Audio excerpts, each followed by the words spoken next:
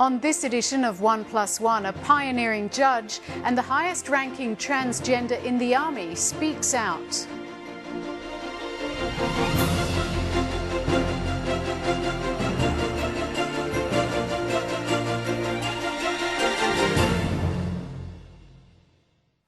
Hello, I'm Jane Hutchin. Welcome to 1+1. Cate McGregor is the speechwriter to the Chief of Army, David Morrison, the man who's recently waged a highly visible campaign to transform the sexist culture within the military. Discrimination is a war that Cate McGregor herself is currently fighting. Last year, Cate stunned many friends and colleagues when she left behind her former self, Lt Colonel Malcolm McGregor, and underwent gender transition. Malcolm McGregor was a journalist, the former Chief of Staff to ex-New South Wales Premier Bob Carr, and a platoon commander. He was also a cricket writer for the Australian Financial Review and The Spectator magazine.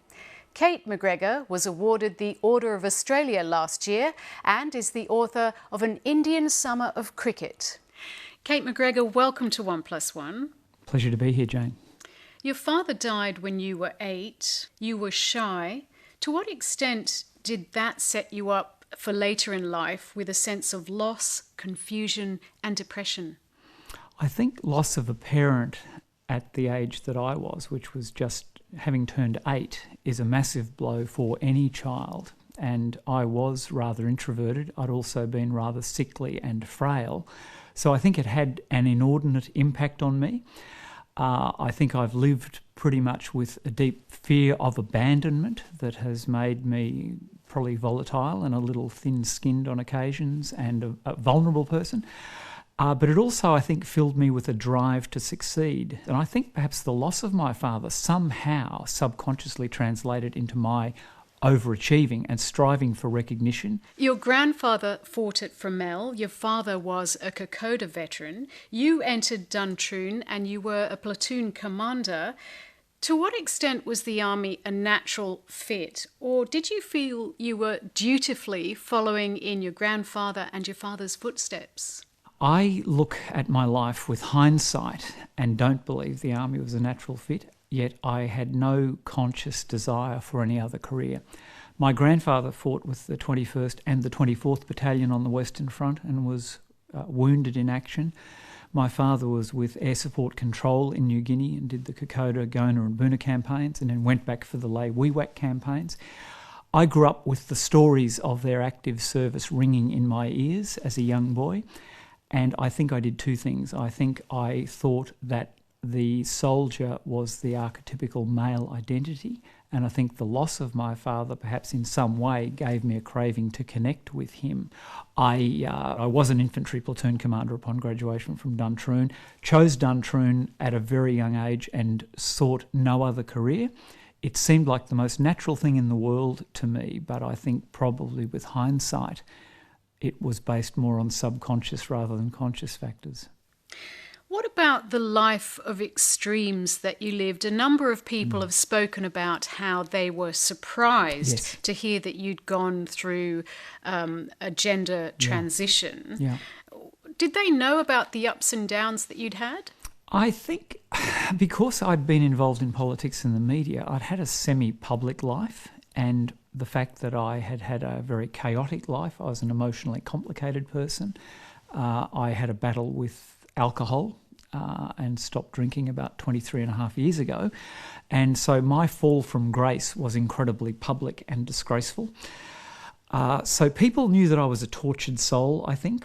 Also, my clashes with the two political parties were pretty high profile. I fell out with the Labor Party and in turn fell out with the Liberal Party. So I think people always thought I was a volatile, complicated, irascible character. And I would plead guilty to all of those definitions as well. I think it took me until I really reached the reckoning day on my gender transition to realise that probably a lot of my unsettlement, my irritability and my sense of discontent was a kind of existential grief that I was living through. So what was reckoning day? When was reckoning day? I had misgivings about my gender young. I had a number of significant crises about my gender identity where I sought specialist help. I was actually diagnosed formally as being transgendered in 1985, but I tried to white-knuckle through that experience and man up. So you tried to ignore it, basically? Yeah. Well, and again, the medical profession were not very empathic towards heterosexual males who presented with transgendered feelings. They had a very stereotypical view of what a transsexual looked like in that era. So if you were overtly gay, somewhat effeminate in presentation, and perhaps working in showgirl work as a transgendered showgirl, or working on the fringes of the sex industry, they would transition you without quibbling. If you presented, as I did, as someone who was functioning as a heterosexual male, they were very reluctant to recommend it. So they were very confrontational. While they would concede that you were diagnosed as transgendered, there was no encouragement or support. And in fact, it was a very confrontational process. So I became disheartened by it and had effectively allowed myself to be talked out of it. And it resurfaced again later. Upon the death of my mother in 1992, I had a major crisis about my gender then that occupied some months, went right to the brink of doing it again and didn't. And so when the reckoning day came was in 2011, and I just had a really deep sense that this time, this wasn't going away. So that was just 2 years ago. Yes. I believe it was last year, it was 2012, when you started to actually do something about it? Yeah, I was diagnosed finally as, again, transgendered officially on the 25th of February 2012. I was living and functioning as a male at the time, but I had been troubled about my gender for about 4 months prior to that. I was in very bad shape. And a doctor said it was a no-brainer diagnosis and cleared me of any other delusional or complicating factors. And I told the Chief of the Army a week later and essentially tried to struggle through till about June, and then I clocked off work and commenced transition in June 2012. And what does transition mean? Right. There's a number of aspects to it. I started taking estrogen, a female hormone, and I started taking a testosterone blocker called spironolactone, and an anti-androgen agent. So your kind of body's in a pincer movement, one demasculising you to an extent and the other feminising you.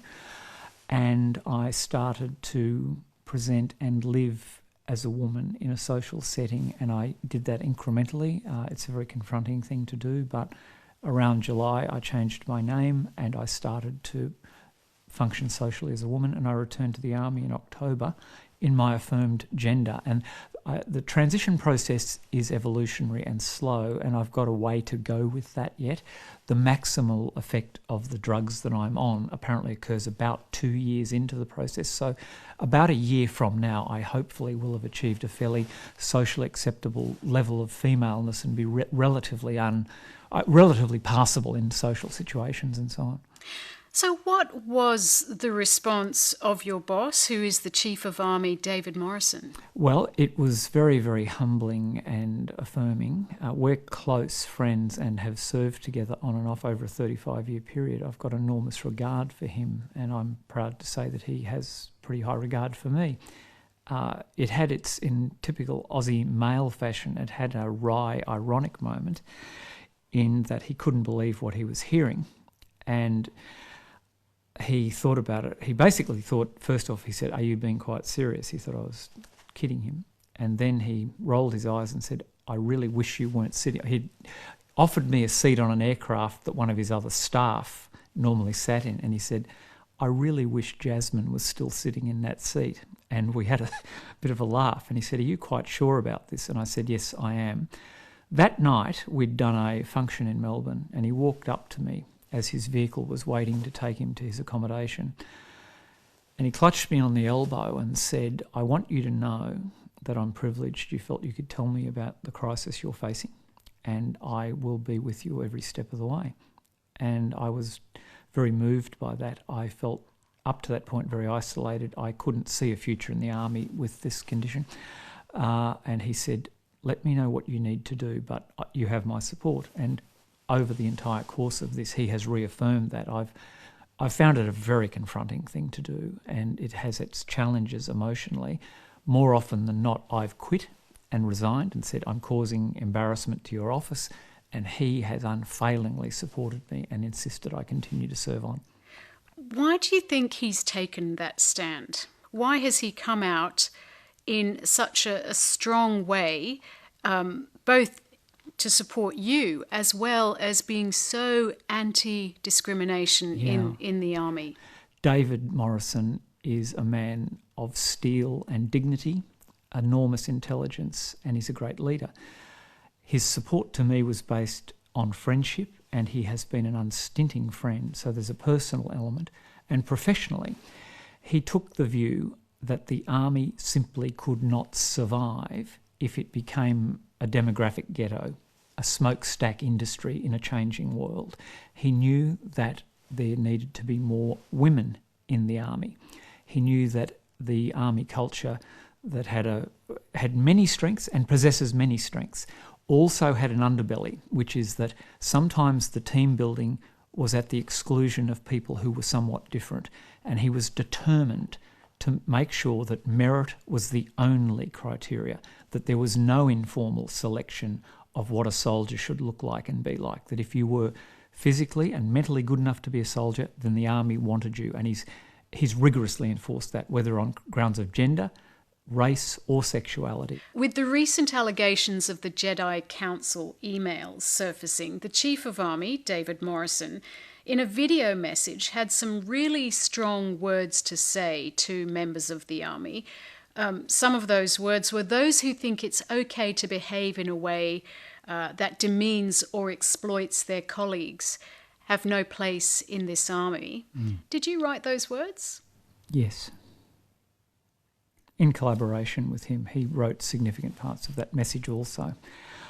I adhere to the Theodore Sorensen rule that whoever delivers the speech owns the speech. So he owns the speech. He feels that way inclined. Very much. You've had a number of negative responses to what you do. I believe you are the highest ranking transgender person in the army. I think that's correct, yes. In fact, I definitely am.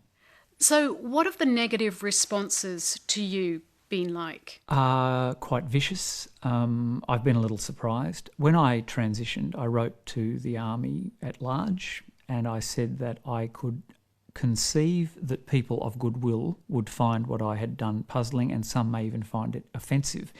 And I expected people with strong religious convictions to be challenged by this. That's fine. You can disapprove of what I do, but the level of venom that's been directed at me online I've found dispiriting. It initially provoked me into responding, and I now have withdrawn completely from biting back at people who have adopted that course. It took me a little while to get my equilibrium back, but I'm very conscious of the fact that I serve the Chief of the Army directly, and they have used me as a conduit to attack his entirely defensible insistence on the army being non-discriminatory. I have to be acutely aware that I need to conduct myself as a dignified person, and I'm also a role model for other transgendered people, both in the army and at large. Can you give me a sort of a flavour of the kinds of things that have been said? There are two websites run by so-called Christians that refuse to acknowledge my gender transition. They abuse me. They talk about they use my male name and pronouns to address me. The references are not for a general audience. They're scatological and disgusting, and they're a deliberate attempt to drive me from the army. They've challenged, in fact, one of them has written to the Governor-General demanding that I be stripped of my Order of Australia. And there is a constant drumbeat of personal abuse in those sites. It's sickening in the extreme, and it's also cowardly, and I will have the satisfaction of serving on with the full confidence of the Chief of the Army and my colleagues who I respect. So how can that abuse continue openly when the Chief of Army has said it won't be tolerated? Only one of the people has a tenuous link to the army. The others are civilians, so we don't have any jurisdiction over them, and indeed nor does the police force. The defamation laws offer some protection, but defamation litigation is expensive and time-consuming, and one takes the position in the end that you can be handcuffed to one of these odious people and let them live rent-free in your head, or you can flourish and live a good life and maintain my dignity and let other people be defined by their conduct. You've said that this decision for you was transition or commit suicide. Was it really that much of a life or death decision? Yes, it was. I don't know where my breaking strain would have been. The grammar for transgendered feelings just doesn't exist. It is incredibly difficult to explain what it feels like to be boiling over with a sense that you're trapped in the wrong body and identity. There's a feeling that you're in a straitjacket, an unfolding nightmare. I was sleepless for months on end. I was experiencing terrible panic attacks. I couldn't see a way forward that offered any level of contentment, and it was a nightmare. And at some point I wonder how much more of it I could have endured, frankly. It seems like a dim memory now, though. It's really interesting that once I actually surrendered to this and decided that I would do what I'm doing, I felt a real calm. And as I've transitioned and been able to express myself as female, I have felt a baseline level of contentment that nothing can rob me of. I also need to put a caveat on this too, in that I don't consider myself a woman. I'm transgendered. I'm living as a woman, and that's a capital as, uppercase as. I have to express my identity as female. I have no other way of existing that feels authentic to me. I haven't been gendered the way women who have lived their entire lives have been gendered. I've not lived with the constant threat of physical violence. I can't bear children, and there are born women who can't as well. There are a whole range of experiences that I shall never have. But as a trans male to female woman, I'm in a highly delineated group. So I don't consider myself a woman in the sense you are. But for me, it's an expressive aspect that I need to live as female. And I guess that's a long-winded way of saying that for transition brought the reward of feeling that I was me at last, whatever form that is. You were living with a woman, you were married. Indeed. How has your wife accepted your decision? It was very taxing for both of us. It was the hardest conversation I've ever had with a human being, telling her what was going on. She had watched with growing alarm and sadness as I struggled with something that I couldn't put a name on, and it was distressing in the extreme for her. She's experienced terrible loss in this, in that she's seen a husband essentially die but not had the closure of a funeral. But we get on very well. We're soulmates. We're very, very close, and she's the most wonderful person I've ever met. The only consolation I draw from not having transitioned younger when I knew is that had I done so, I would never have met her. And I try not to comment too publicly about her experience of this. She's a very private person, and she has extended enormous grace and acceptance to me, and one of the pacts we have is that if there's any talking to be done about her experience of this, I'll leave it to her. Cate McGregor, it's been a great pleasure. Thank you for speaking with 1+1. Thank you, Jane.